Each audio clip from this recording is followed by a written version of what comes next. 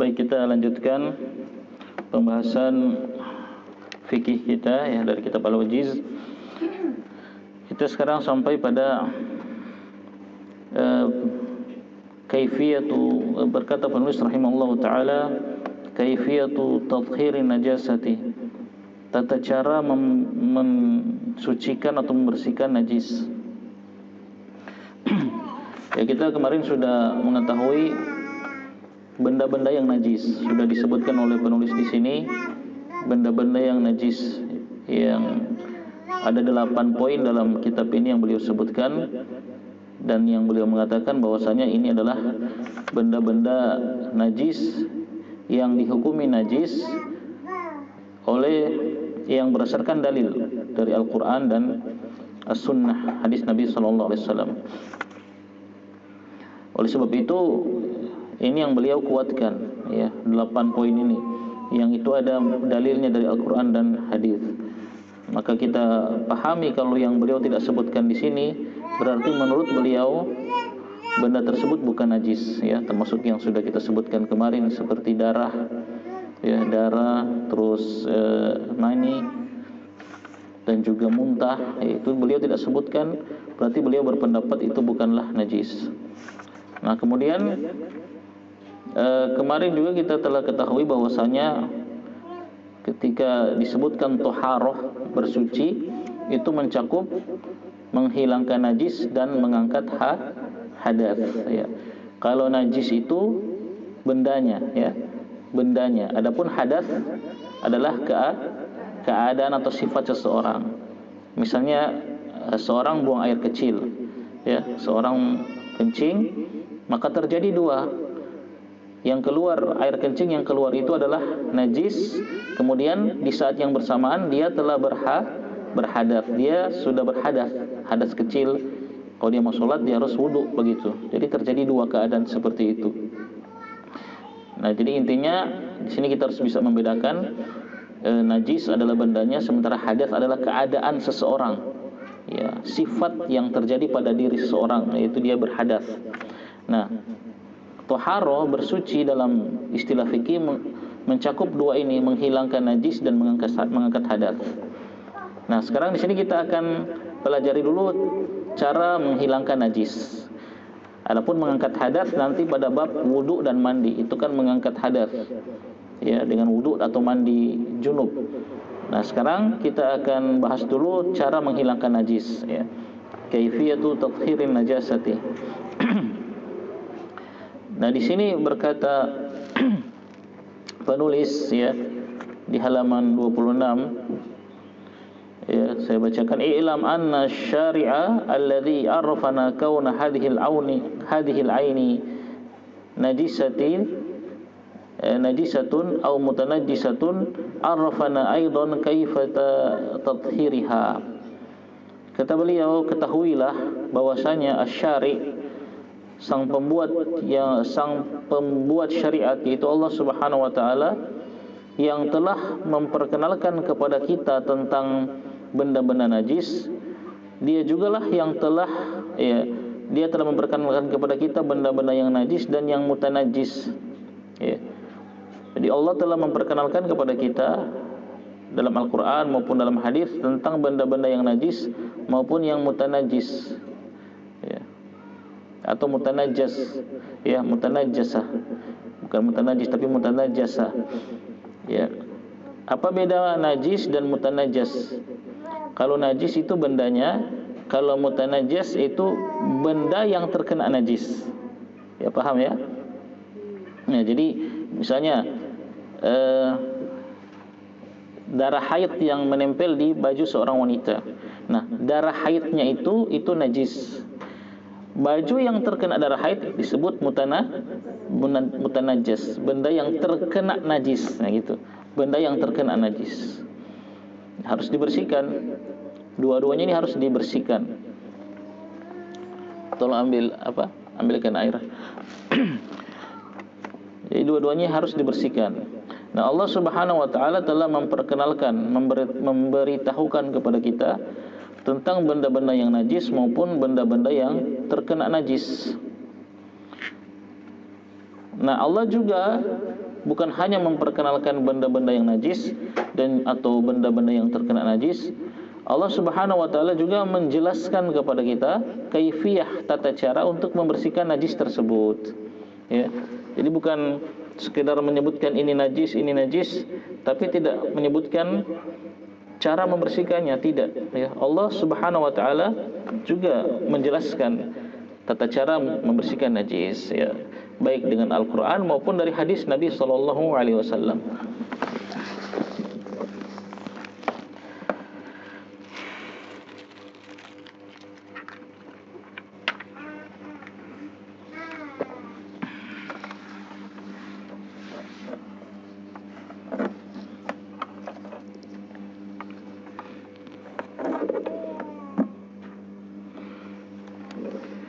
Nah, Allah Subhanahu wa taala juga kata beliau memperkenalkan cara membersihkan najis.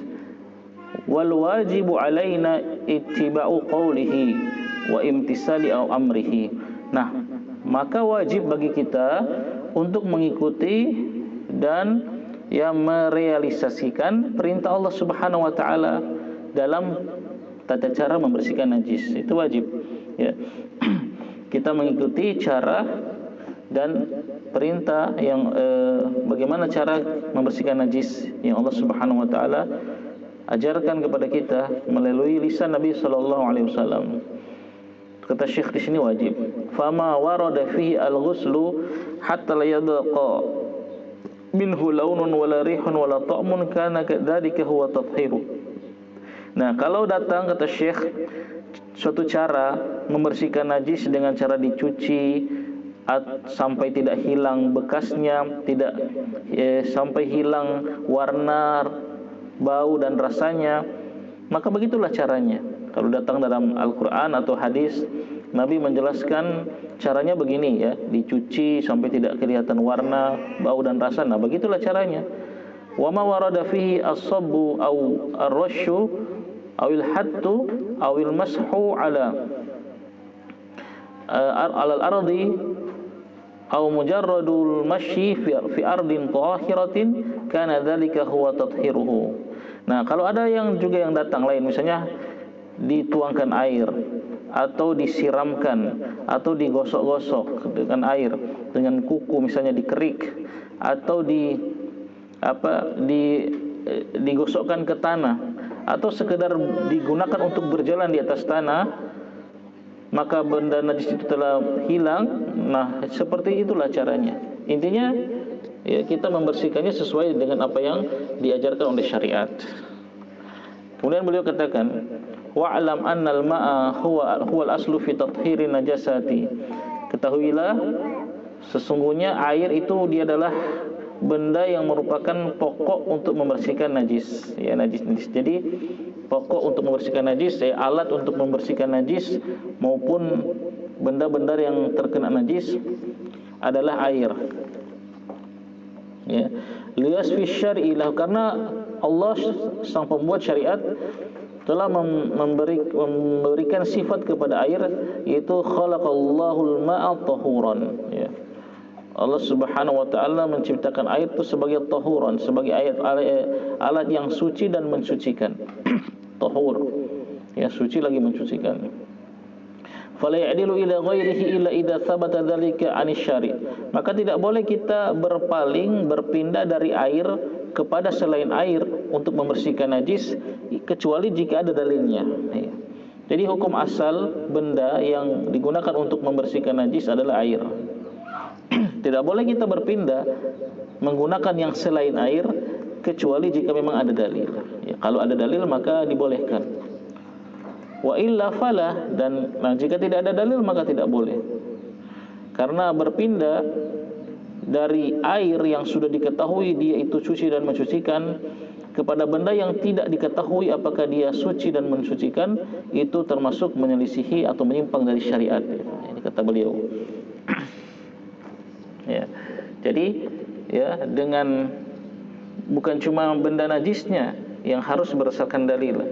Nah, caranya juga harus berdasarkan dalil, termasuk alat yang digunakan untuk membersihkan najis tersebut juga harus berdasarkan dalil. Dan hukum asalnya alat yang digunakan untuk membersihkan najis adalah air. Ya, ini yang paling utama. Tidak boleh kita berpindah kepada benda yang lain kecuali jika memang ada dalil. Ya, kecuali memang ada dalil yang membolehkan atau menjelaskan benda tersebut bisa membersihkan najis.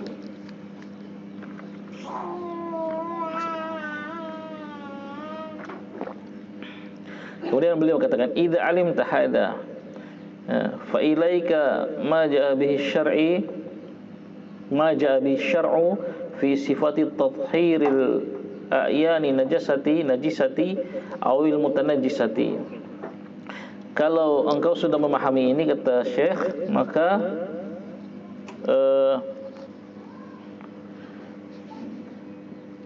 ikutilah olehmu, ya, hal-hal berikut ini yang dia merupakan yang telah datang syariat menjelaskannya, itu sifat tathhiril a'yani najasat. Itu cara-cara membersihkan benda-benda yang najis atau yang terkena najis.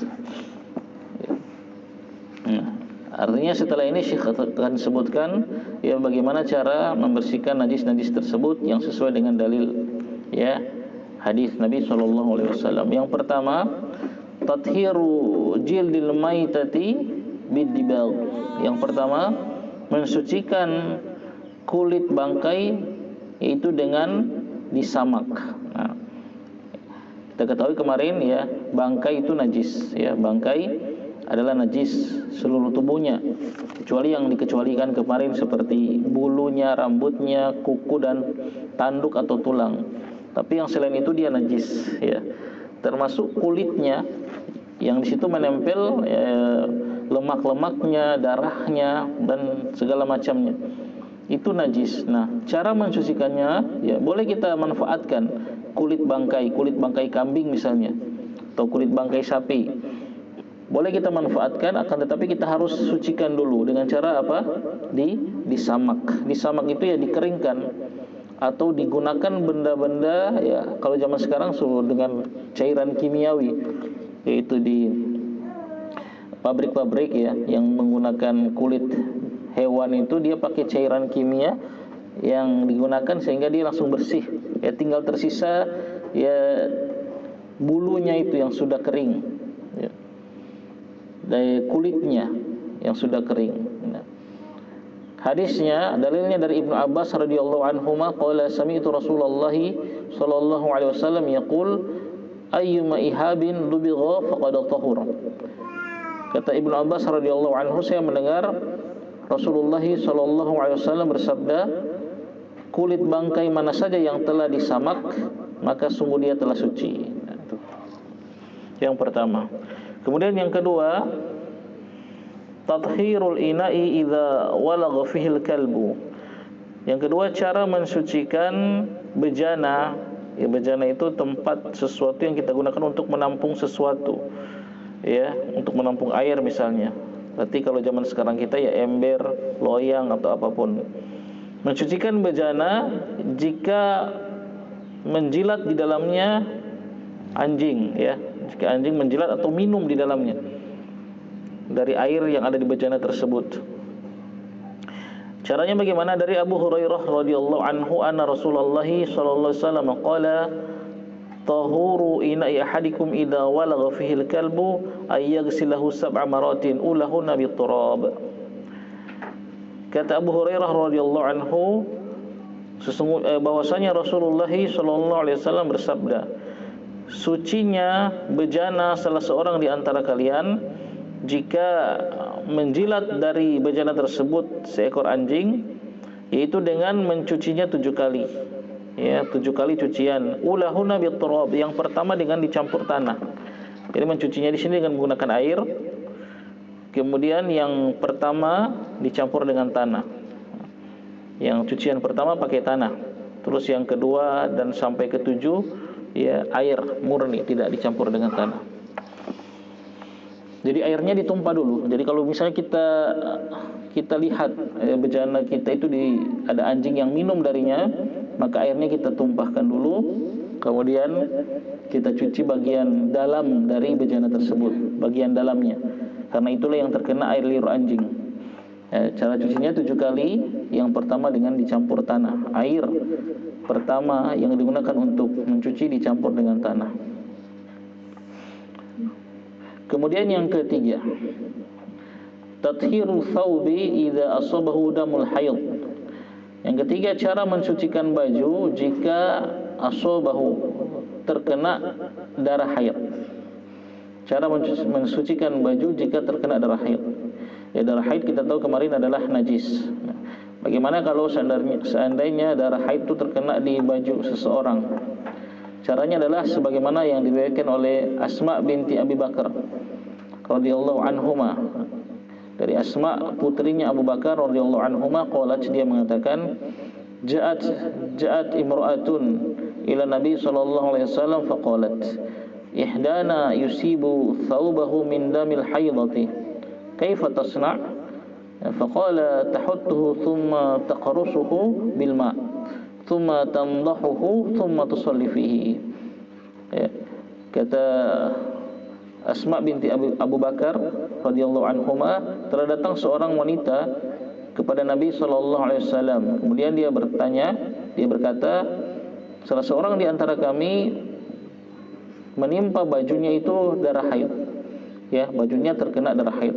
Kaifa tasna'? Bagaimana yang harus dia lakukan? Faqala, maka Nabi sallallahu alaihi wasallam mengatakan, tahuttuhu, dia gosok. Ya, digosok-gosok dulu, thumma taqrusuhu, kemudian dia dikerok gitulah. Bil ma', dengan air, dengan menggunakan air. Thumma tandahuhu, kemudian dia siram, dia bilaslah. Setelah dia gosok-gosok, ya, kemudian dia kerik, kemudian dia siram. Thumma tusalli fihi, kemudian setelah itu dia sholat dengan baju tersebut. Nah, itu caranya dia membersihkan darah haid, baju yang terkena darah haid.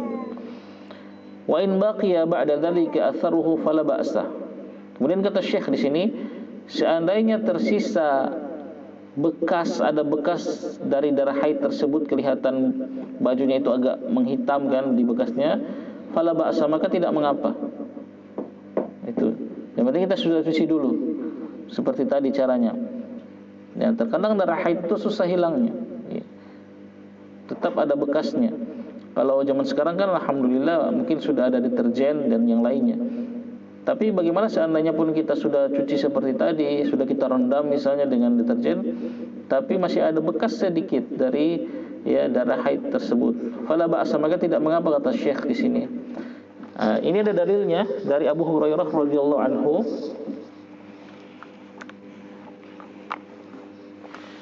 Ana Khawlata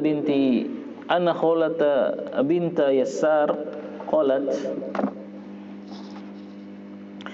ya Rasulullah, laisa li illa thawbun wahid wa ana uhidhu fihi.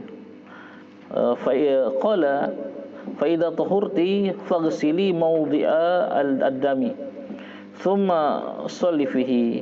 Qalat, ya Rasulullah, in lam yakhruj atharuhu?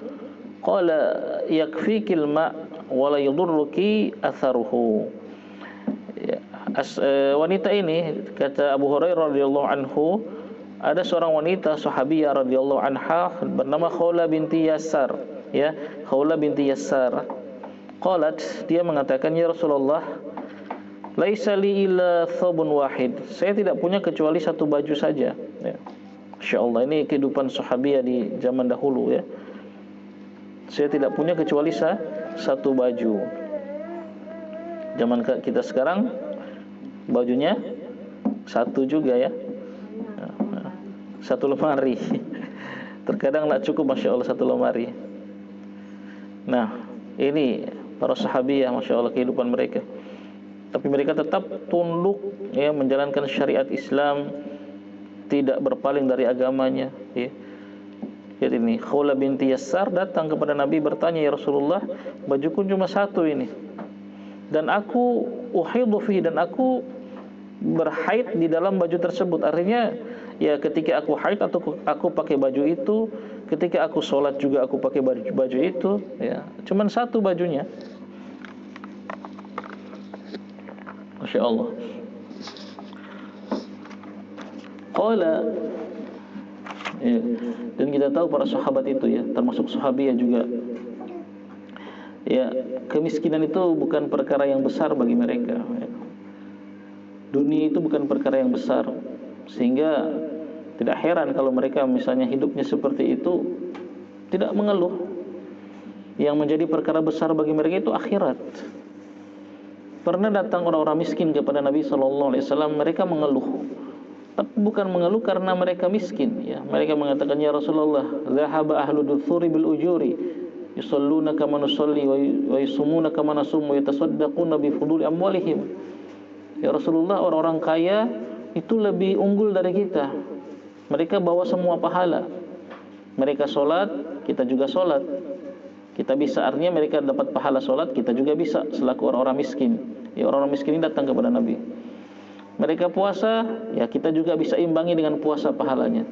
Tapi mereka bisa bersedekah dengan ya kelebihan harta mereka. Nah, itu yang kami nggak bisa. Jadi mereka mengeluh bukan karena miskinnya mereka, tapi karena mereka tidak bisa mendapatkan pahala sebagaimana orang kaya. Itu para sahabat dahulu nggak terlalu membesarkan dunia ini. Perkara dunia itu perkara yang remeh kalau cuma kekurangan dunia, ya. Termasuk para sahabiah. Makanya kita dapati ya, para salaf dahulu ketika mereka ingin keluar, ketika wanita-wanita salaf dahulu, istri-istri para salaf kita, ketika suaminya akan keluar, mereka menasihati suaminya, ya. Yang intinya mereka mengatakan, kami bisa tahan, kami bisa sabar dengan makan yang sedikit, tapi kami tidak bisa sabar dari api neraka. Ya, apa maksudnya? Maksudnya, carilah wahai suamiku harta yang halal, walaupun sedikit. Kami bisa sabar di dunia ini dengan harta yang sedikit, dengan makan yang sedikit. Tapi jangan engkau bawa pulang ke rumah ini harta yang haram, karena kami tidak akan bisa sabar dengan api neraka. Api neraka itu nggak ada yang sabar. Walaupun kita orang yang sabar di dunia ini, kalau sudah tersentuh api neraka pasti berteriak, ya. Berteriak, ya, dengan sekuat-kuatnya menahan sakit, merengek-rengek. Tidak ada. Kalau orang di dunia sabar, ya dia bisa tahan dengan ujian dunia, karena remeh ujian dunia.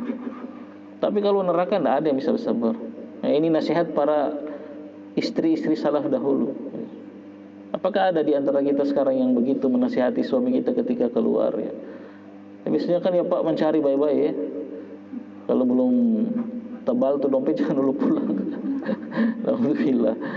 Tidak ada yang Pak, bertakwa di jalan wadul basor, jangan lihat yang haram, ya. Tidak apa-apa sedikit, yang penting halal, ya. Mungkin ada, tapi masih sudah jarang mungkin, ya, yang seperti itu. Begitu juga anak-anak dinasihati untuk bertakwa kepada Allah, ya, karena yang menjadi perhatian para salaf kita dahulu adalah akhirat. Dunia mereka biasa saja. Kalau miskin, ya seperti itu, mereka terima qanaah.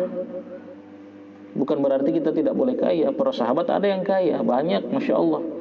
Utsman bin Affan, Abu Bakar. Tapi lihat kekayaan mereka semua, mereka curahkan di jalan dakwah, di jalan Allah fi sabilillah. Jadi harta itu enggak merasuk ke hati mereka, cuma ada di tangan mereka. Yang di hati mereka akhirat. Maka gampang lepas harta di tangan itu. Maksudnya gampang mereka infakkan di jalan Allah, ya. Kalau harta itu merasuk ke hati itu, maka susah lepas, susah untuk diinfakkan di jalan Allah Subhanahu wa taala, karena dia merasuk ke dalam hati. Wa tuhibbunal mala hubban jamma, kata Allah, dan kalian mencintai harta itu dengan kecintaan yang berlebih-lebihan. Mencintai harta itu adalah tabiat, maksudnya suka terhadap harta, tabiat manusia. Yang diharamkan itu berlebih-lebihan. Ini para sahabat. Nah, kita kembali ke kisah ini. Khawlah binti Yasar yang cuma punya satu baju, Masya Allah. Maka dia meminta fatwa kepada Nabi, bagaimana? Qala, maka Nabi SAW bersabda, Fa'idha tahurti faghsili mawdi'al dam. Kalau kamu sudah suci, maka cucilah tempat yang terkena darah, ya. Thumma sholli fi, kemudian salatlah dengan pakaian tersebut, tidak masalah, ya. Dari sini juga kita mengetahui bahwasanya Islam itu agama yang sangat memudahkan. Bani Israel dahulu, ibu-ibu yang rahmati Allah Subhanahu wa taala, barakallahu fikunna, kalau ada baju yang terkena najis maka wajib dipotong, tidak dicuci. Itu syariatnya mereka, wajib dipotong. Nah kalau yang baju itu adalah pakaian wanita, bagaimana kan? Dipotong ya lubang, tetap wajib dipotong. Nah, Islam datang dengan membawa kemudahan, cukup dicuci. Qala, kemudian dia mengatakan, ya Rasulullah, in lam yakhruj atharu, bagaimana kalau, ya Rasulullah, bagaimana kalau tidak hilang bekasnya? Nah ini, ya kan namanya darah itu susah, atau apalagi baju yang dipakai berkali-kali terkena darah haid di tempat yang sama, pastilah ada bekasnya sedikit.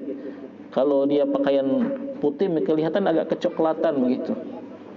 Bagaimana, lihat bagaimana mudahnya Islam ini. Kata Nabi, yakfikil ma wala yudurruki atharuhu. Ya cukup bagimu dengan air tadi, kamu sudah cuci, dan tidak memudaratkanmu bekas dari darah haid tersebut. Artinya tidak memudaratkan solatmu, tetap sah solatmu dengan baju tersebut. Ya, ini para ulama menjelaskan termasuk rukhsah, kemudahan. Kan hukum asalnya kita memang harus hilangkan itu sampai tidak kelihatan. Tapi ini diberikan keringanan kepada wanita karena ini susah untuk dihindari. Mereka berhaid, ya, setiap bulan pasti haid, yang normalnya, dan pasti akan terkena di baju mereka. Nah, kalau wanita yang kasusnya seperti Khawla binti Yassar ini, yang bajunya cuma satu, atau ada wanita yang bajunya cuma sedikit, pastilah akan terkena darah haid dan akan terus, karena dipakai bertahun-tahun akan membekas. Kalau diwajibkan hilang sampai sebersih-bersihnya, maka akan menyusahkan. Islam agama yang mudah, maka diberikan kemudahan. Kita sudah cuci, sudah berusaha, ternyata masih ada bekasnya, maka kata Nabi sallallahu alaihi wasallam, la yadurruki atharuhu, tidak memudaratkan kamu bekas dari darah haid tersebut. Artinya tidak memudaratkan solatmu. Solatmu sah, ya, dan bajumu sudah dianggap suci. Nah, itu yang ketiga. Kemudian yang keempat, tathiru zaili thawbil mar'ah, mensucikan zail itu ekor, hukum artinya ujung baju seorang wanita. Cara mensucikan ujung baju bagian bawah seorang wanita. Nah, baju wanita itu kan panjang, ya. Ya, memang disyariatkan dipanjangkan. Yang disyariatkan diangkat di atas mata kaki itu laki-laki. Perempuan tidak apa-apa di bawah, ya, dipanjangkan, ditutup kakinya malah. Nah, tentu seperti ini akan terkena, bisa saja ketika dia berjalan terkena najis tanpa dia sadari.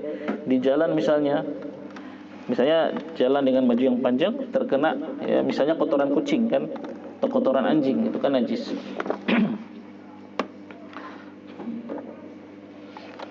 Nah, bagaimana caranya? Ada hadisnya dari Ummi Waladin li Ibrahim bin Abdurrahman bin Auf. Dari Ummu Walad, dari Ibrahim, milik Ibrahim bin Abdurrahman bin Auf. Ummu Walad ini adalah istilah dalam fikih, artinya seorang budak yang melahirkan anak tuanya. Jadi tuanya ini bernama Ibrahim bin Abdurrahman bin Auf. Dia punya budak, kemudian melahirkan anaknya, Ummu Walad, namanya Ummu Walad. Anha, si Ummu Walad ini, sa'alat Salamah, dia bertanya kepada Ummu Salamah, zauja Nabi sallallahu alaihi wasallam, salah seorang istri dari Nabi sallallahu alaihi wasallam. Faqalat, maka Ummu Walad ini bertanya, dia mengatakan, ini imra'atun utilu zaili wa amshi fil makanil qadar. Sesungguhnya aku adalah seorang wanita yang utilu zaili, seorang wanita yang memanjangkan bajunya. Jadi bajunya agak panjang, ya. Jadi kalau jalan terseret-seret di tanah gitu. Kalau jalan terseret-seret di tanah. Sementara aku sering berjalan melewati tempat-tempat yang kotor. Wa amshi fil makanil qadari. Aku berjalan melewati tempat-tempat yang kotor, yang bisa jadi ada najisnya di situ dan kena ujung bajuku. Ya, dia bertanya bagaimana? Faqalat Ummu Salamah, maka berkata Ummu Salamah, qala Nabi sallallahu alaihi wasallam, telah bersabda Nabi sallallahu alaihi wasallam, yutahhiruhu ma ba'dahu, mensucikan ujung baju tersebut, ma ba'dahu, apa-apa yang setelahnya atau tanah yang setelahnya. Jadi sudah dia pakai berjalan saja di tanah, itu tanah yang setelahnya itu sudah mensucikan ujung baju tersebut. Itu kata Nabi Shallallahu Alaihi Wasallam. Jadi kalau baju kita panjang terus di jalan terseret, ya sudah, selama kita berjalan itu tanah yang terkena di baju situ, di ujung baju itu sudah mensucikan dia, ya. Tidak masalah. Langsung kalau kita datang ke masjid misalnya, berjalan langsung masuk di masjid sholat, tak perlu lagi kita harus cuci lagi dengan air, tak perlu. Tanah yang setelahnya, ya, sudah menjadi pensucinya. Itu. Jadi itu cara mensucikan ujung baju dari wanita. Al-khamisah, yang kelima sekarang, tathiru thawbi min bauli sabi ar-radhi. Cara mensucikan baju dari kencing bayi yang masih menyusui. Maksudnya bayi yang belum minum selain ASI. Dia belum memiliki makanan pendamping ASI. Dia memang murni baru minum ASI. Nah, bayi laki-laki, ya, bayi laki-laki yang baru minum, yang makanannya baru ASI, belum ada tambahan yang lain. Bagaimana cara mencucikannya? Dari Abu Samhi, khadimin Nabi sallallahu alaihi wasallam, dari Abu Samhi, pembantu Nabi sallallahu alaihi wasallam. Qala, dia mengatakan, qala Nabi sallallahu alaihi wasallam, bersabda Nabi sallallahu alaihi wasallam, yughsalu min baulil jariyati wa yurashu min baulil ghulam. Kata Nabi sallallahu alaihi wasallam, dicuci, dibilas yang dari kencingnya al-jariyah, dari kencingnya bayi perempuan, ya, dan diperciki air dari kencingnya bayi laki-laki. Jadi kalau untuk bayi, apa beda disiram dan diperciki? Para ulama menjelaskan kalau disiram itu berarti airnya mengalir. Nah, disiram ada air yang mengalir. Adapun diperciki airnya tidak mengalir, ya. Jadi kalau bayi perempuan yang masih menyusui, kalau dia buang pipis di pakaian kita, maka dia dicuci, ya, cukup dicuci. Adapun kalau bayi itu laki-laki mendapatkan keringanan, dia cukup diperciki air. Jadi kita percikkan air sampai mengenai seluruh bagian area yang terkena najis, terkena kencing tadi. Jadi kita lihat bajunya, kan kelihatan kalau oh ini yang kena najis di sini, di sini, di sini. Kita ambil dan kita perciki sampai kena semua, tapi tidak perlu disiram, ya. Ini rukhsah dari agama kita, ya, dari syariat Islam yang memudahkan.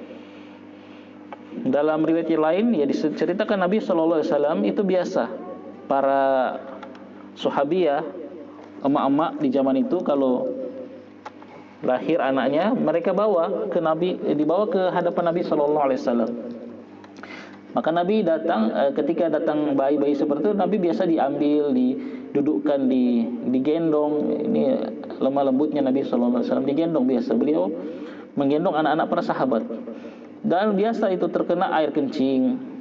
Nah, maka Nabi sallallahu alaihi wasallam, ya, kalau dari air kencing bayi laki-laki yang baru minum ASI, beliau cuma memperciki air, ya, cuma diperciki air seperti itu. Dan kita harus merasa cukup dengan cara ini, ya, karena ini yang dijelaskan oleh syariat. Ya, artinya begini, boleh saja sih kalau kita mau cuci. Kalau ada yang bertanya, Ustaz, kalau saya mau cuci, ya silakan boleh. Tapi intinya kita harus taslim, harus menerima, harus meyakini bahwasanya cara membersihkan air kencing dari bayi laki-laki yang baru minum ASI ini cukup dengan cara diperciki, itu sudah suci. Nah, kita harus terima dulu ini, kita harus yakini. Jangan sampai muncul dalam hati kita, wah itu tidak cukup kayaknya. Nah, itu tidak boleh. Berarti kita menganggap kurang sempurna pengaturan syariat, ya kan? Kita merasa tidak sempurna, ini harus dicuci, masa cuma diperciki. Nah, ini tidak boleh. Harus kita yakin dulu. Adapun setelahnya kalau kita mau cuci lagi biar lebih bersih, ya, biasa kan kita begitu, ya, memang mencuci baju itu sudah biasa setiap hari. Nah, ini masalah. Tapi yang harus, ya, kita yakini tadi. Ini berkaitan dengan masalah manhaj akidah. Harus merasa cukup dengan apa yang diajarkan oleh syariat. Baik. Para ulama mencari hikmah kenapa dibedakan antara laki-laki dan perempuan, ini bayi laki-laki dan bayi perempuan. Kenapa lebih ringan bayi laki-laki cukup diperciki? Mereka mencari-cari alasan atau hikmah di balik ini semua. Ya, ada yang mengatakan ya karena mungkin bayi laki-laki itu ya yang lebih sering digendong, dibawa ke sana kemari mungkin, ya. Sehingga orang lebih sering terkena percikan atau lebih sering terkena pipisnya bayi laki-laki, sehingga diberikan kemudahan karena lebih sering. Kalau bayi perempuan katanya jarang. Itu sebagian hikmah yang dijelaskan oleh para ulama. Intinya seperti itu. Yang ke berapa sekarang? Ke-6 sekarang. Tathiru thawbi minal madhi. Cara mensucikan baju dari al-madhi. Nah, kemarin sudah kita bahas ya, apa itu al-madhi, dan sebenarnya sudah disebutkan juga kemarin cara mencucinya dari hadis Ali bin Abi Thalib. Nah, di sini ada hadis yang lain dari Sahal bin Hunayf, ya, sahabat juga ini. Sahal bin Hunayf radhiyallahu anhu, dia mengatakan kuntu alqa minal madhi syiddatan wa anaan. Aku itu, kata beliau, mendapati dari madhi itu kesulitan dan kepayahan. Ya, artinya beliau ini sering juga mungkin keluar madhi, ya, mudah keluar madhi seperti Ali kemarin, Ali bin Abi Thalib radhiyallahu anhu yang mengatakan kuntu rajulan madzaan. Saya seorang laki-laki yang sering keluar madhi. Nah, ini begitu juga Sahal bin Hunayf. Ya, aku kepayahan, susah terhadap madhi ini. Mungkin beliau sering keluar madhi juga. Mudah, ya. Terkadang ada yang sekedar membayangkan saja sudah keluar madhi, ya.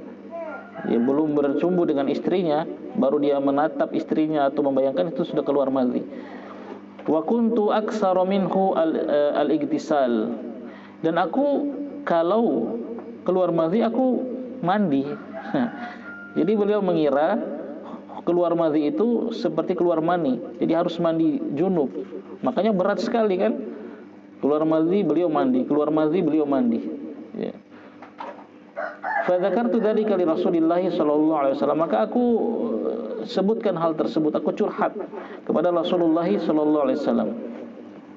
Nah, kalau sahabat ini dia santai saja datang kepada Nabi bertanya masalah ini. Ya, kalau Ali bin Abi Thalib kemarin malu datang karena ya, putri Nabi itu istrinya Fatimah radhiyallahu anha. Maka beliau utus untuk bertanya Miqdad bin Al-Aswad.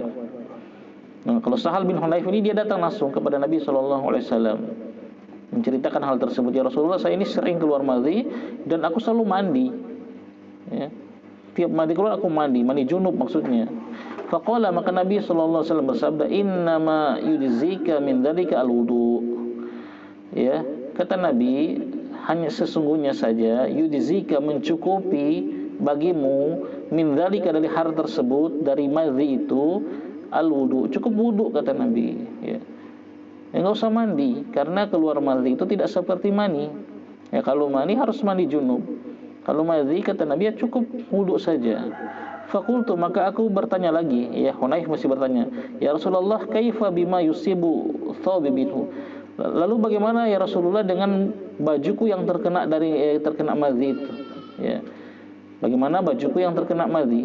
Qala, maka Nabi bersabda, yakfika an ta'khudha kafan min ma'in fatandahu bihi thawbaka. Kata Nabi, cukup engkau ambil kafan, satu kaf, telapak tangan air, ya. Jadi ambil satu telapak tangan air, fatandahu bihi thawbaka, kemudian kamu siram bajumu dengan satu telapak tangan air tadi. Jadi tidak perlu dicuci, dia cukup siram baju yang terkena madhi itu dengan satu telapak tangan air. Haitsu tara annahu qad asaba minhus, ya, sampai engkau melihat ya, air setelapak tangan tadi sudah terkena di semua bagian madhi yang kena itu. Nah, jadi ini Nabi sallallahu alaihi wasallam mengajarkan kepada ya Sahal bin Hunayf cara mengangkat hadas dan sekaligus cara menghilangkan najis. Ya. Jadi orang yang keluar madhi berarti dia telah berhadas. Nah, Sahal ini tadi mengira itu hadas besar, jadi dia mandi junub. Nah, Nabi ajarkan tidak, ya tidak perlu mandi junub, cukup dengan wudu, mengangkat hadasnya.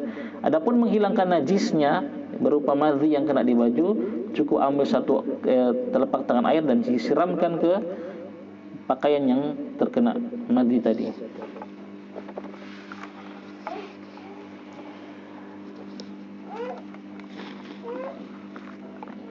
Dan madhi ini ya bisa terjadi pada laki-laki dan perempuan, ya dijelaskan oleh para ulama. Jadi tidak mencakup laki-laki saja. Cuma mungkin yang lebih sering atau lebih banyak kasusnya pada laki-laki. Kemudian yang ketujuh sekarang, tathiru asfalin na'li. Cara mensucikan bagian bawah sendal. Nah, ini kita sering ya, kita setiap hari pakai sepatu, pakai sendal kemana-mana. Caranya bagaimana? Dari Abu Sa'ad radhiyallahu anhu anna Nabiyya sallallahu alaihi wasallam qala idza jaa ahadukumul masjida falyaqlib na'laihi wal yanzur fihima fa in ra'a khabathan ya falyamassahu bil ardi thumma lisalli fihima. Kata Nabi sallallahu alaihi wasallam, jika salah seorang di antara kalian mendatangi masjid dan sudah sampai di masjid, ya, sebelum masuk falyaqlib na'laihi, maka baliklah dua sandalnya. Maksudnya balik, lihat bagian bawahnya.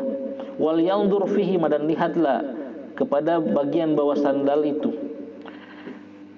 Ya, jadi kalau di jalan ke masjid pakai sandal, sebelum masuk berhenti dulu dan lihat bagian bawah sandal. Fa in ra'a khabathan, kalau dia melihat ada najis, falyamassahu, maka gosokkanlah bil ardi, ke tanah. Nah, kalau dia lihat ada najis di situ, gosokkan ke tanah. Tsumma lisalli fihi, kemudian dia boleh sholat dengan menggunakan dua sandal tersebut. Nah, jadi kalau ini berarti agak sama dengan ujung baju wanita tadi. Ya, kalau ujung pakaian wanita kan tanah pensucinya. Nah, ini juga sama. Kalau di sandal atau sepatu seorang ada najis, ya tinggal dia gosokkan ke tanah, itu sudah cukup. Kemudian dia boleh sholat dengan menggunakan sandal. Ya, kita tahu dahulu Nabi dan para sahabat itu sholat pakai sandal, ya. Karena Masjid Nabawi itu dahulu belum dipasang, bukan ubin seperti sekarang, lantai yang keras, bukan, dia dari pasir. Dari pasir itu. Makanya Nabi SAW pernah sholat pada malam hari itu, sebelumnya hujan. Kemudian beliau sholat subuh. Selesai sholat, para sahabat melihat di kening beliau itu ada tanah becek, ya, lumpur, karena beliau sujud di atas tanah. Seperti itu. Nah, boleh kalau setelah kita gosokkan ke tanah sandal kita yang terkena najis, terus kalau kita mau sholat dengan keduanya maka boleh, ya. Tapi sholat dengan sandal tentu kita lihat keadaan, ya. Kalau di masjid-masjid kita sekarang ini, ya, yang sudah menggunakan ubin, ditambah lagi masyarakatnya yang mungkin belum begitu mengenal perkara ini, ya ini akan menimbulkan fitnah. Ya, jadi kita untuk mengamalkan perkara ini harus lihat situasi dan kondisi, ya. Jangan ujuk-ujuk pakai sandal ke dalam masjid. Ini kan sunnah. Ujuk-ujuk itu maksudnya tiba-tiba. Setelah belajar al-wajiz, oh para sahabat pakai sandal kalau sholat, akhirnya dia langsung masuk. Ini kurang bijak dalam mengamalkan sunnah, ya. Dahulu pernah diceritakan oleh sebagian teman kami, pernah di kelas waktu itu di Madinah, di Universitas Madinah, di kelas ada seorang dosen syekh yang mengajar. Kemudian adalah salah satu tolib di situ, seorang santri yang mahasiswa, ya. Dia bersiwak. Dosennya lagi mengajar, tentu kan ruangannya sepi, yang terdengar hanya suara dosen. Si santri ini bersiwak, dan bersiwaknya agak keras sampai menimbulkan bunyi. Menimbulkan apa? Bunyi, kedengaran. Maka ditegurlah oleh dosennya, jangan kau bersiwak di sini di kelas, sedang belajar, ya. Apa kata mahasiswa itu? Ya, mengatakan, ya Syekh, ya, hadhihi sunnah, ini sunnah. Ini sunnah, ya, siwak itu sunnah. Nanti akan kita pelajari di sini. Itu jawaban dia. Kemudian Syekh itu membalas apa? Kalau begitu cabut juga bulu kemaluanmu di kelas ini. Ya, karena kalau kita belajar sunanul fitrah ada 10, salah satunya bersiwak, salah satunya juga apa? Mencabut bulu kemaluan. Mau enggak kamu? Atau bulu ketek mencabut? Ya, mencabut bulu ketek itu sunanul fitrah. Cabut di kelas ini, buka bajumu dan cabut bulu ketek. Nah, maka terdiamlah si mahasiswa tadi. Nah, mengamalkan sunnah itu ada tempatnya, ada waktunya, tentunya seperti itu. Kita harus lihat, kalau keadaan belum memungkinkan boleh.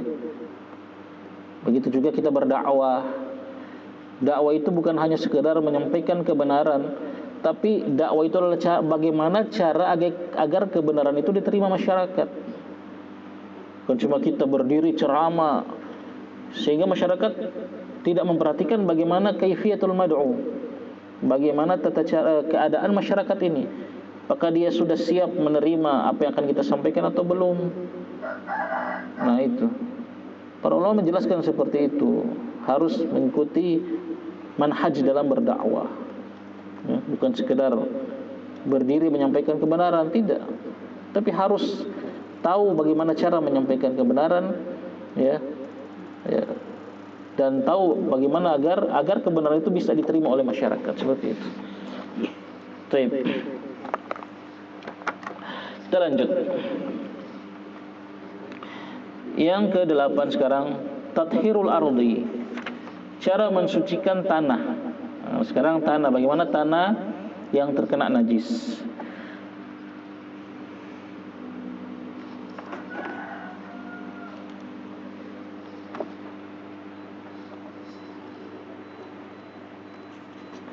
Tanah yang dari Abu Hurairah radhiyallahu anhu, dia mengatakan, dari sahabat Abu Hurairah radhiyallahu anhu, dia mengatakan, qama arabiyyun fabala fil masjid, berdiri seorang Arab Badui dan dia kencing di sudut masjid.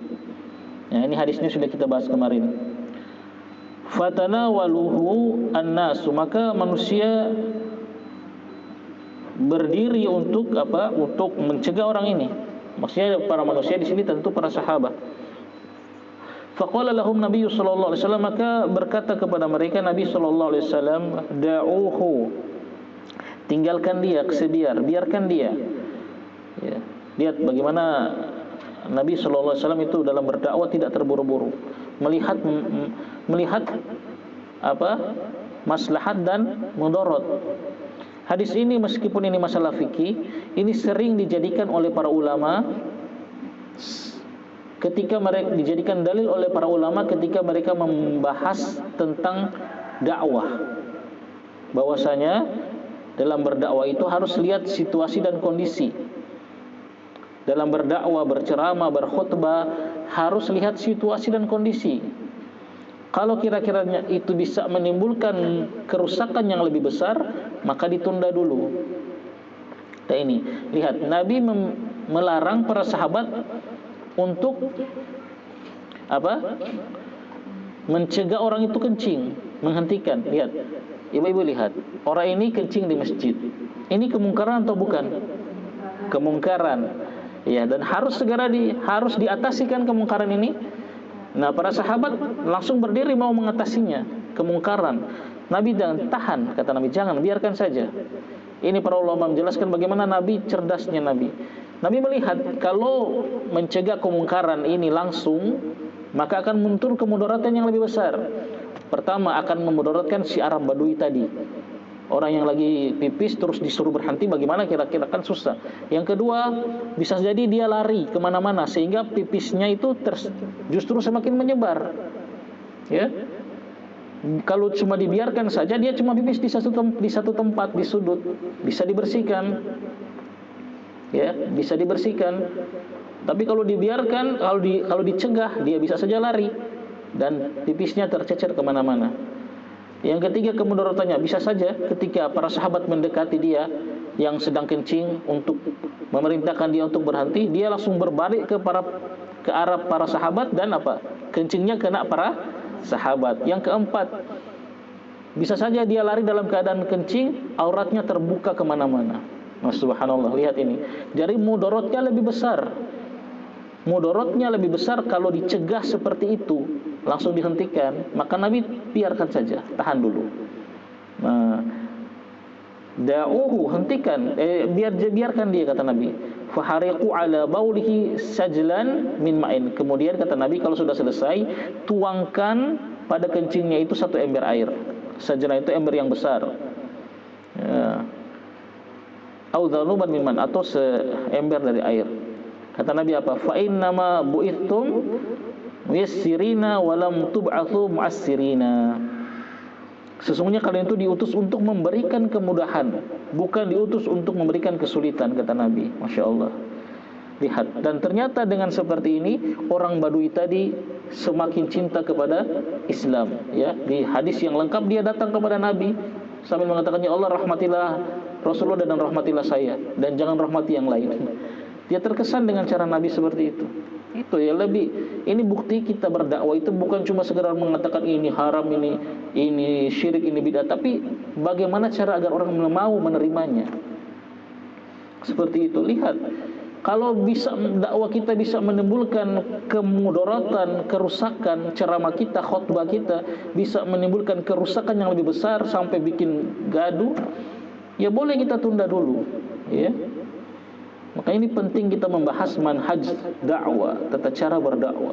Jadi dakwah itu bukan serampangan. Nah, kita kembali ke pembahasan fikih.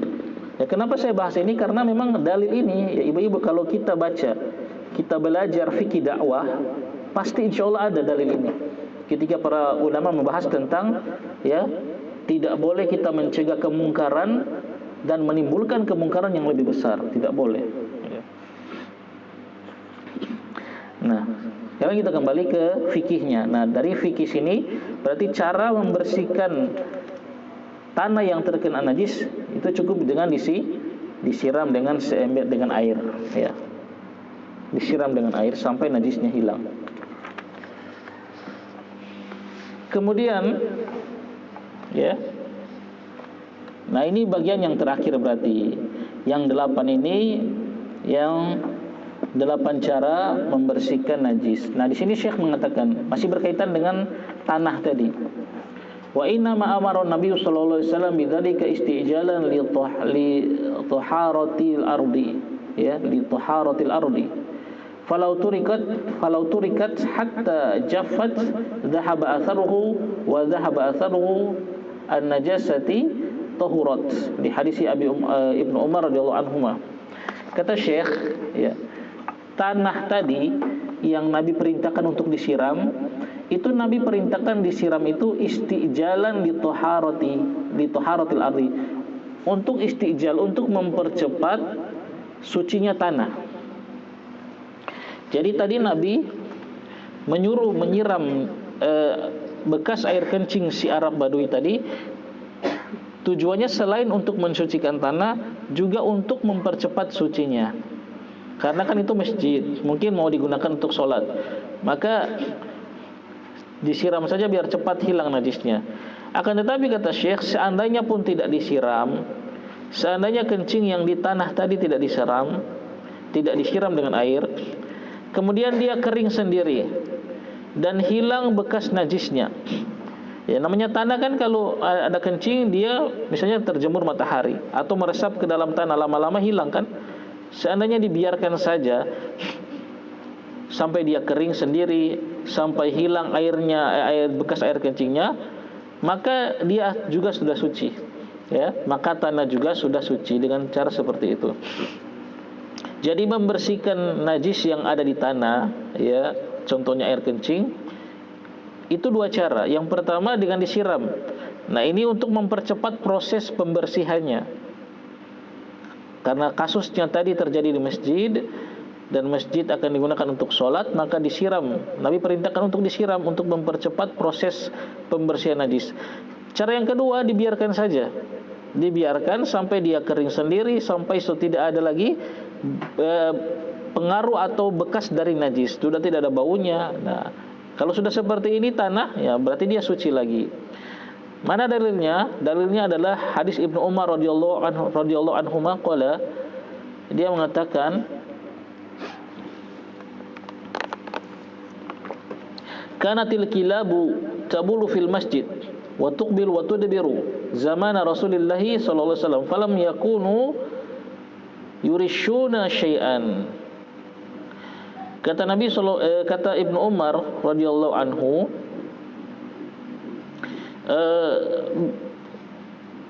biasanya anjing-anjing itu al-kilab tabulu fil masjid, kencing di dalam masjid. Ya, Masjid Nabawi itu terbuka, ya, tidak ditutup dengan pintu, tidak, dia terbuka. Sehingga biasa, kata Ibnu Umar, zaman dahulu itu anjing keluar masuk masjid dan tabulu fil masjid, dan dia kencing di dalam masjid, wa tuqbilu wa tudbiru, dan dia keluar masuk masjid. Itu sering terjadi pada zaman Rasulullah sallallahu alaihi wasallam. Falam yakunu, dan tidaklah mereka, yaitu para sahabat, menyiramkan ya air pada air kencing anjing tadi. Artinya kalau air kencingnya anjing itu sudah kering, sudah hilang sendiri baunya, rasanya dan warnanya, sudah tidak ada kelihatan lagi bekasnya, dan dia sudah kering, maka sudah suci. Ya, tidak disiram lagi oleh para sahabat. Ya, ini menunjukkan tanah, kalau dia najisnya kering sendiri, hilang sendiri, maka dia sudah suci. Nah, ini catatan dari cara membersihkan ya tanah dari najis.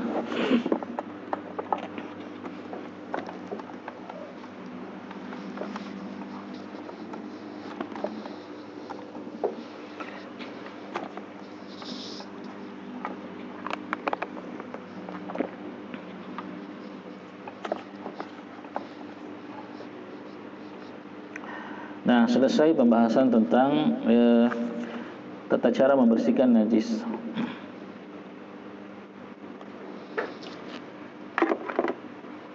Baiklah, kita lanjutkan sedikit dengan pembahasan Sunanul Fitrah. Sunanul Fitrati, halaman 29 yang punya kitab.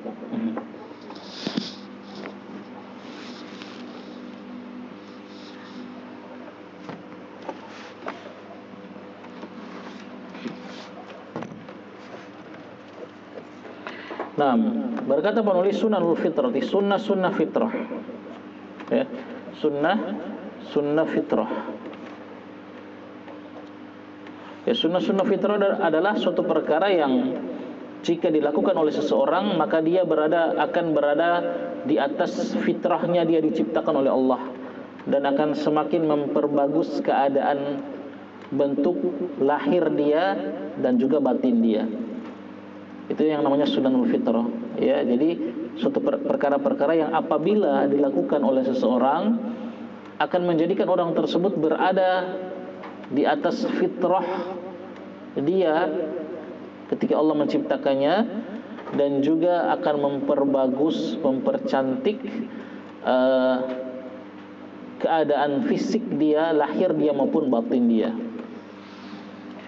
Nah, di sini beliau mengatakan, langsung membawakan dalil, ya, sunanul fitrah. Ya, dari Abu Hurairah radhiyallahu anhu qala, dia mengatakan, telah bersabda Rasulullah sallallahu alaihi wasallam, khamsun minal fitrati, ada 5 yang termasuk fitrah. Al-istihdadu wal khitanu wa qasus syaribi wa natsful ibti wa taqlimul adfari.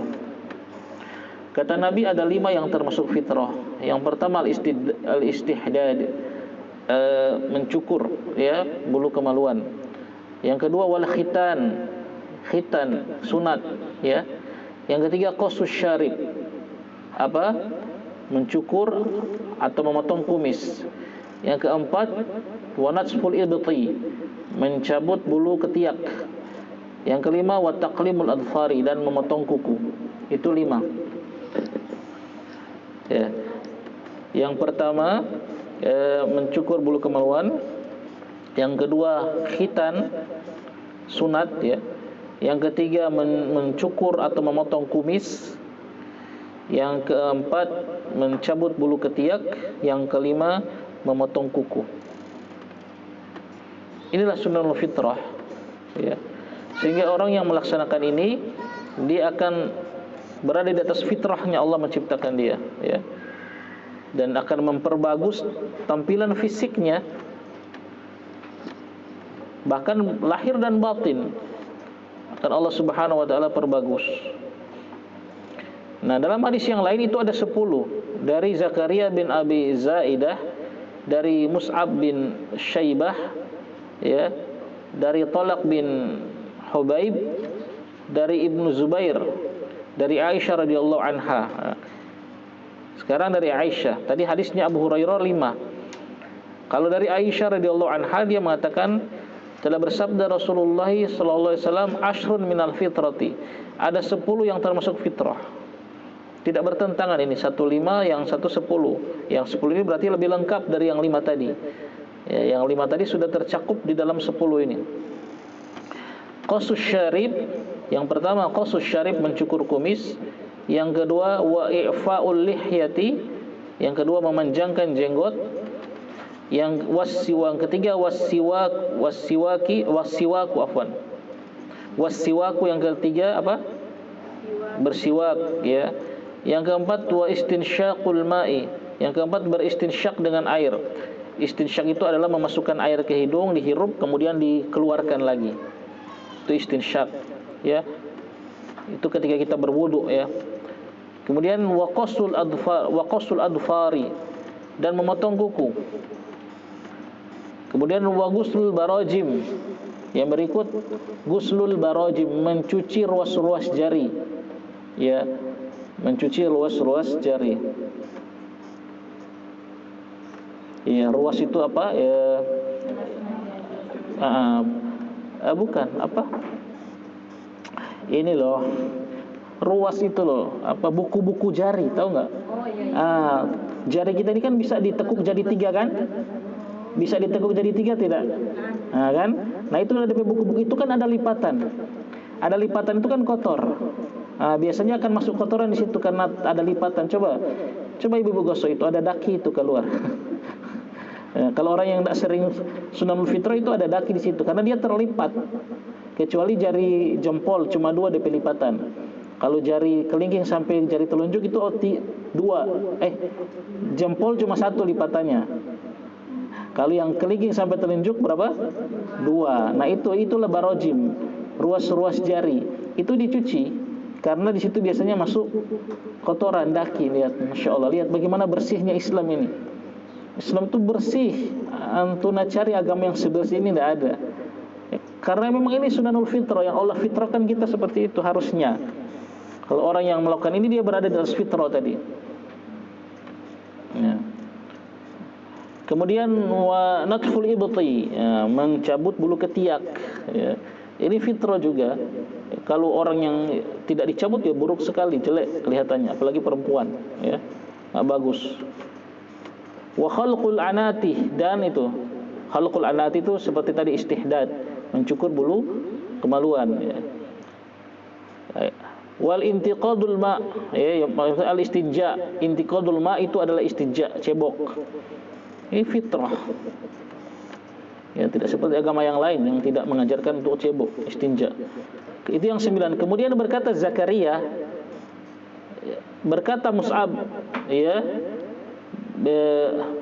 wa nasitu al-ashira, aku lupa yang ke-10. Nah, ini perawi hadis, dia jujur, lihat. Dia sudah sebutkan 9, kemudian dikatakan saya lupa yang ke-10. Illa ayya an takuna al-madmah.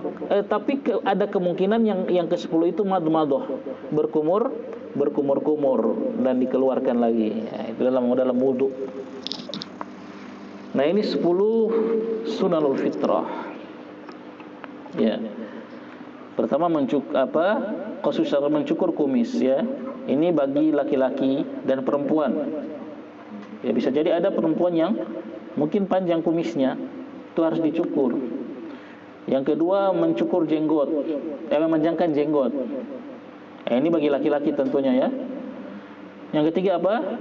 Siwak. Ini laki-laki perempuan. Kemudian keempat istinsyak, memasukkan air ke hidung kemudian disemburkan. Ini ketika wudu ya. Ini laki-laki perempuan. Wa qassul adfar, dan yang kelima memotong kuku. Ini laki-laki perempuan juga berlaku. Ya. Jangan kasih panjang kuku ya. Perempuan terutama suka pelihara kuku, jangan. Seperti hewan buas ya, enggak bagus. Potong kukunya ya, potong. Zaman sekarang laki-laki ya banyak yang sering pelihara kuku, itu menyelisih fitrah ya, bahkan menyerupai hewan-hewan buas kata para ulama. Jangan pelihara kuku. Dan ini juga nanti akan berimbas ketika kita bersuci dari najis. Misalnya kita cebok, itu akan meninggalkan, bisa saja ada najis yang masuk ke situ ya. Kemudian waqusul barajim, tadi membersihkan, mencuci ruas-ruas jari, kemudian mencabut bulu ketiak, ini laki-laki perempuan. Kemudian mencukur bulu kemaluan, ini juga laki-laki perempuan. Kemudian istinja laki-laki perempuan. Ya, dan matmadah laki-laki perempuan. Nah, yang tidak disebutkan di sini apa? Yang di hadis Abu Hurairah cuman satu, khitan. Khitan tidak disebutkan di hadis Aisyah, tapi disebutkan dalam hadis Abu Hurairah. Berarti totalnya 11 kalau mau tambah dengan khitan. Nah, khitan ini nanti ada selisih para ulama, apakah wajib bagi laki-laki dan perempuan. Nah, kemudian beliau bahas sekarang al-khitanu. Yang pertama khitan, sunat, itu kalau bahasa kita sunat. Beliau mengatakan wal khitanu wajibun fi haqqir rijali wan nisa. Khitan itu, sunat itu wajib bagi laki-laki dan perempuan. Nah, ini adalah pendapat yang dikuatkan oleh penulis kitab. Berarti beliau menguatkan pendapat bahwasanya khitan itu wajib bagi laki-laki dan perempuan. Nah, di sini ada khilaf dari para ulama, ibu-ibu yang rahmat Allah Subhanahu wa taala, barakallahu fikunna, tentang khitan ya. Minimal terbagi 3 ya. Ada 3 pendapat dari ulama. Yang pertama ini, khitan wajib laki-laki perempuan. Yang kedua, khitan itu sunnah muakkadah bagi laki-laki dan perempuan. Sunnah saja, tidak sampai wajib. Sunnah muakkadah bagi laki-laki dan perempuan. Kemudian pendapat yang ketiga, itu khitan itu wajib bagi laki-laki dan sunnah bagi perempuan. Nah, karena di sini penulis ini menguatkan, berarti pendapat yang mana?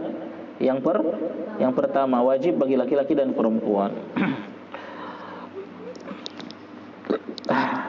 Kalau saya lebih cenderung kepada pendapat yang ketiga, wajib bagi laki-laki dan sunnah bagi perempuan. Tapi meskipun sunnah ya, kalau kita laksanakan dapat pahala kan, sebaiknya jangan ditinggalkan. Tetap dikhitan anak-anak perempuan itu ya, tapi tidak wajib seperti laki-laki. Ini memang khilaf baina ulama yang masing-masing membawakan dalil. Tapi ya, bagi saya yang saya ikuti adalah tadi. Kenapa? Karena diantaranya para ulama menjelaskan, karena khitan itu disunat itu, kalau pada laki-laki itu, kalau dia tidak disunat, itu akan menghalangi dia dari bersuci secara sempurna ya. Ketika dia buang air kecil terus tidak dikhitan, maka najisnya itu, najis air kencing pasti masih terkumpul di bagian daging yang tidak dipotong, itu yang tidak dikhitan. Kalau seorang tidak khitan pasti ada di situ, walaupun dia siram pasti ada di dalam, masih terkumpul di situ, sehingga tidak sempurna bersucinya. Kalau tidak sempurna bersucinya atau haronya, maka tidak sempurna juga, tidak sah juga sholatnya. Maka para ulama mengatakan kalau laki-laki wajib ya. Adapun perempuan tidak seperti itu, tidak menghalangi dia untuk bertoharo, bersuci, maka dia sunnah saja hukumnya. Cuma ini akan lebih kata para ulama akan lebih mengendalikan syahwatnya. Kalau wanita di khitan itu lebih mengendalikan syahwatnya. Naam. Nah, kita ya di sini kita baca karena ini yang beliau kuatkan, penulis buku menguatkan wajib bagi laki-laki dan perempuan. Li'annahu min syair Islam, karena dia termasuk syiar Islam. Qad qala Nabi sallallahu alaihi wasallam li rajul aslam, dan sungguh Nabi sallallahu alaihi wasallam telah berkata kepada seorang laki-laki yang baru masuk Islam, alqi anka sya'ral kufri wal wakhtatin. Hilangkanlah darimu rambut-rambut kekufuran dan berkhitanlah ya. Hilangkanlah darimu syiar-syiar kekufuran. Hilangkanlah darimu syiar-syiar kekufuran dan berkhitanlah. Berarti berkhitan ini termasuk syiar Islam yang menyelisih syiar orang-orang kafir yang mereka tidak berkhitan. Baik. Sehingga beliau menghukumi wajib ya. Tapi di sini kan hadis ini untuk laki-laki. Ya, beliau berarti memasukkan juga perempuan. Wa huwa min millati Ibrahim, dan berkhitan itu juga termasuk teladannya Nabi Ibrahim alaihissalam. Ya. Dari Abu Hurairah radhiyallahu anhu dia mengatakan Nabi sallallahu alaihi wasallam bersabda, ikhtatana Ibrahimu Khalilur Rahman ba'da ma atat alaihi 80 sanah. Kata Nabi sallallahu alaihi wasallam, Nabi Ibrahim itu berkhitan. Nabi Ibrahim Khalilur Rahman, kekasih Allah Ar-Rahman, itu berkhitan tersunat setelah berumur 80 tahun. Setelah berumur berapa? 80 tahun. Ya. Wa qad qala kalau seandainya khitan itu tidak wajib, ya ngapain juga Nabi Ibrahim berkhitan sampai umur 80 tahun. Dan sungguh Allah Subhanahu wa taala telah berfirman terhadap nabinya, telah berkata kepada Nabi sallallahu alaihi wasallam, "Tsumma auhayna ilaika an ittabi' millata Ibrahim hanifa." Kemudian kami wahyukan kepada engkau untuk mengikuti millah agamanya Nabi Ibrahim yang lurus. Surat An-Nahl 123. Nah, Nabi Ibrahim berkhitan. Kemudian Nabi Muhammad diperintahkan oleh Allah untuk mengikuti milahnya Nabi Ibrahim. Berarti wajib juga mengikuti berkhitannya, ya. Itu. Jadi ini pendapat yang Syekh kuatkan, yang penulis kitab ini kuatkan, wajib bagi laki-laki dan perempuan. Adapun kami mengikuti pendapat yang mengatakan ya wajib bagi laki-laki dan sunnah bagi perempuan. Meskipun sunnah ya, tapi tetap dapat pahala kalau kita lakukan. Apalagi di sana ada hikmah, para ulama menjelaskan itu untuk menurunkan kadar syahwat seorang wanita. Makanya ya kita lihat ya, nasallahu salamul afiyah, di negara-negara kafir yang perempuan-perempuannya itu tidak berkhitan, bagaimana syahwat mereka ya. Naudzubillah. Justru mereka lebih besar syahwatnya dari laki-laki. Naudzubillah, nasallahu salamul afiyah. Tidak terkontrol ya. Tidak terkontrol syahwatnya. Dengan dikhitan itu hikmahnya bagi perempuan, itu akan meredakan sedikit, menurunkan sedikit syahwatnya. Kemudian beliau mengatakan masih tentang khitan, wa yustahabu ay yakuna al-khitanu fil yawmis sabi'i lil mauludi. Disunnahkan, yustahabu, pelaksanaan khitan itu pada hari ke-7 setelah dilahirkan. Nah, jadi sunnahnya pada hari ke-7. Masih bayi ya, hari ke-7 itu disunnahkan. Ini ingat, ini sunnah, tidak wajib. Ya, tidak wajib. Disunnahkan pada hari ke-7. Berdasarkan hadis Jabir, anna Rasulullah sallallahu alaihi wasallam aqa anil Hasan wal Husain wa khatanahuma li sab'ati ayyam. Dari Jabir radhiyallahu anhu, dia mengatakan bahwasanya Rasulullah sallallahu alaihi wasallam mengaqiqahi Hasan dan Husain, cucu beliau radhiyallahu anhuma, dan mengkhitan keduanya pada hari ke-7. Ya, diaqiqah dan dihitan pada hari ke-7. Dan dari Ibnu Abbas dia mengatakan sab'atun minas sunnati fi sabi yaumas sabi', ya, yusamma wa yukhtanu wa yusamma yukhtanu. Kata Ibnu Abbas, ada 7 sunnah yang harus dilakukan kepada seorang bayi pada hari ke-7. Ya, itu dinamakan, diberi nama dan dikhitan sampai akhir hadis. Ya, sini cuma Syekh nukilkan 2 saja. Jadi pada hari ke-7 dikasih nama dan dikhitan. Ya. Kata Syekh di sini, hadis-hadis ini ya, kedua hadis yang telah beliau bawakan ini pada hukum asalnya dia dhaif. Tapi hadis ini ada penguatnya yang berbeda makhrajnya, artinya berbeda sahabat yang mengeluarkan hadis ini, sehingga ini bisa terangkat menjadi hadis yang hasan li ghairihi. Jadi hadis yang dhaif yang banyak jalan-jalannya, yang jalan-jalan tersebut beda-beda sahabat yang meriwayatkannya, maka hadis dhaif tersebut bisa naik ke derajat hadis hasan li ghairihi. Itu kalau kita belajar mustalah hadis, sehingga dia bisa digunakan untuk berhujjah. Ya, jadi ini sunnah saja di hari ketujuh, tidak wajib. Dan dikatakan oleh para ulama, bahkan oleh sebagian dokter juga, bayi itu ketika dia masih bayi itu tensi rasa sakitnya itu tidak seperti ketika sudah besar. Jadi ketika hari ketujuh itu syaraf-syaraf yang membuat dia merasakan sakit itu masih sedikit. Jadi kita mungkin kan membayangkan kan, aduh sakit sekali itu, ya, karena kita bayangkan kita sebagai orang dewasa yang saraf-sarafnya itu sudah sempurna, membuat kita sakit, kita dicubit saja sakit. Kalau bayi yang masih kecil itu saraf-saraf yang membuat dia merasakan sakit itu belum terlalu sempurna, sehingga ketika dikhitan tidak begitu sakit, ya. Kemudian juga bayi yang seperti itu, kata para ulama, sedang tumbuh sel-selnya, sedang produksi sel-selnya itu masih bagus, sehingga akan mempercepat kesembuhan. Ini yang disampaikan oleh para ulama, ya. Ya, tapi sekali lagi ini ya sunnah, ya, kalau kita memilih yang lebih dari 7 hari atau mungkin ya mungkin setelah kelas 1 SD bisa jadi, ya, itu silakan, ya. Intinya dia harus dikhitan sebelum dia balik. Karena kalau sudah balik sudah wajib toharo, sudah wajib sholat, ya. Bahkan jauh sebelum balik, ya. Kalau balik itu misalnya umur 15, ya jangan umur 15 tahun baru dikhitan, ya.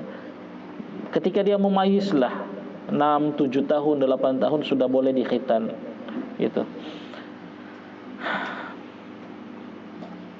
Nah, ibu-ibu yang rahmati Allah Subhanahu wa taala, ya, saya kira sampai di sini dulu yang bisa kita sampaikan tentang Sunanul Fitrah. Insyaallah kita akan lanjutkan pada pertemuan yang akan datang. Demikian, wallahu taala alam bisawab. Sebelum kita tutup, ada yang ditanyakan? Ya, silakan. Mau bertanya terkait kencing anak perempuan. Bagaimana kalau anak perempuan itu sudah tidak menyusui, maksudnya sudah 2 atau 3 tahun dan kencingnya terkena di kasur, bagaimana cara mensucikannya? Nah, barakallahu fiik. Air kencing anak-anak yang sudah makan selain ASI. Nah, air kencing anak-anak bayi yang sudah makan selain ASI, baik itu bayi perempuan baik maupun laki-laki, sudah dihukumi seperti air kencing orang dewasa. Jadi itu sudah sama. Jadi perbedaannya cuma ketika si bayi ini masih makan ASI, ya, masih makan ASI. Cuma makan ASI maksudnya, cuma minum ASI. Tapi ketika dia sudah makan makanan, maka air kencingnya itu dihukumi seperti air kencing orang dewasa. Cara mencucinya dengan apa? Ya dengan tadi orang Arabiu itu ya disiram dengan apa? Disiram dengan air, kemudian kita jemur boleh sampai hilang baunya. Ya, sampai hilang ainun najasah, hilang baunya. Berarti kan kasur itu dia benda yang mutanajis, yang terkena najis, ya, kita cuci, kita harus cuci, ya, kita cuci. Atau kita kalau seandainya kita jemur terus dia kering, terus kita cium sudah tidak bau pesing, maka sudah suci. Meskipun masih ada athar, masih ada mungkin DP noda, tapi kalau sudah tidak ada bau kencing, berarti sudah bersih itu, insyaallah. Baik.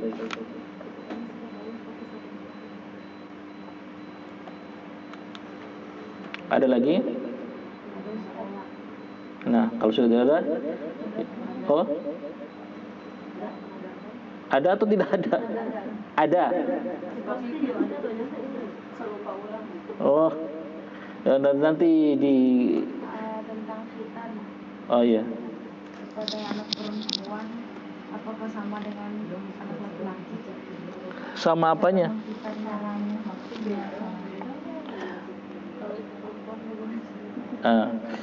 Kalau untuk khitan anak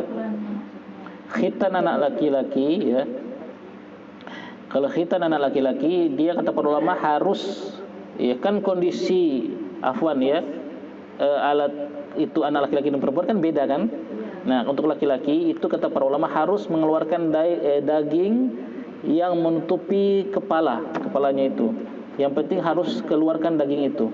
Mau dengan cara apapun boleh, dipotong atau sekarang Anda dengar sudah ada khitan yang laser kan dipotong.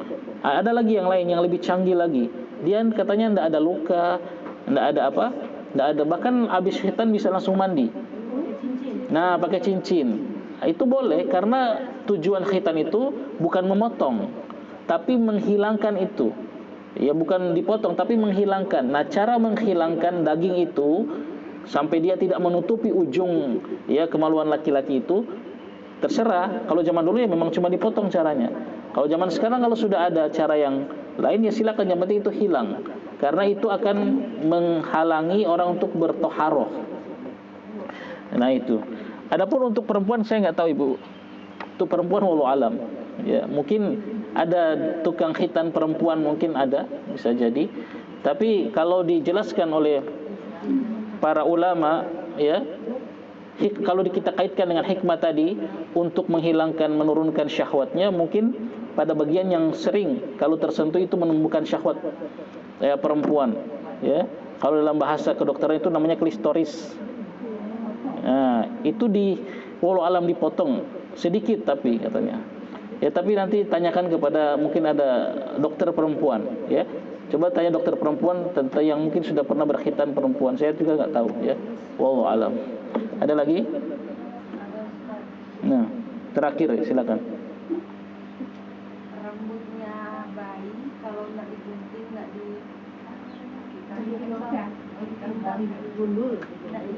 ditimbang itu baru mustahab. Mencukur kepala bayi itu hukumnya mustahab, sunnah, bukan wajib.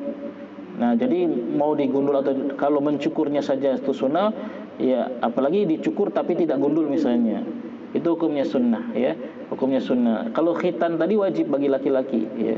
Adapun mencukur akikah saja masih selisih para ulama ya. Yang benar kalau saya ikuti akikah itu adalah wajib ya, wajib bagi yang mampu, wajib bagi yang mampu. Kalau nak mampu ya sudah, nanti kapan dia mampu. Nah, mencukur juga begitu. Kalau mencukur itu mustahab, cuma sunnah saja. Nah, caranya kita cukur sampai botak, kemudian kita timbang. Terus harga timbangan itu misalnya 2 gram, maka kita sedekahkan seharga 2 gram perak. Tapi kan ya perak itu terlalu rendah ya. 1 gram perak berapa sih sekarang? 20.000 ya mungkin ya.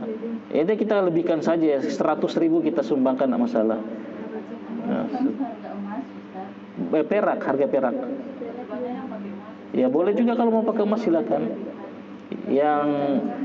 Yang saya tahu kalau untuk cukur rambut itu dia dengan perak, harga perak. Tapi ya mau lebihkan tidak masalah. Mau pakai harga emas, harga berlian juga standarnya kan perak itu. Zaman dahulu mungkin perak itu sudah mahal, sudah susah orang yang. Tapi hukumnya mustahab. Nah. Jadi rambut bayi itu harus ditimbang. Iya, ditimbang. Ya dikira-kira saja Ibu. Ya, kira-kira ini 1 gram atau 2 gram ya begitu.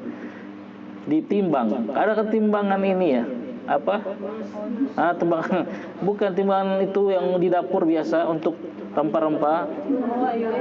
Dia kan sensitif sekali. Ya pokoknya kalau taruh di situ terus tidak muncul 1 gram, berarti dia di bawah 1 gram. Berarti bulatkan saja 1 gram. Begitu. Oh, nak muncul ini berarti dia di bawah 1 gram. Tapi saya tahu saja itu 1 gram standarnya. Itu timbangan yang di dapur itu biasa. Terus kita bersedekah. Tapi ini hukumnya sunnah. Nah. Tapi dan ini ya, enggak usah taruh di dalam kelapa ya. Itu rambu. Nah, taruh di kelapa terus digantung. Tidak perlu. Ada yang sampai sekarang masih ada. Oh, dia orangnya sudah kawin, sudah ada cucu lagi. Rambutnya itu masih ada di kelapa digantung di rumah. Ini khurafat bid'ah. Nah, sudah ya Ibu-ibu. Nah, kita akhiri. Subhanakallahumma wa bihamdika asyhadu an la ilaha illa anta astaghfiruka wa atubu ilaik. Assalamualaikum warahmatullahi wabarakatuh.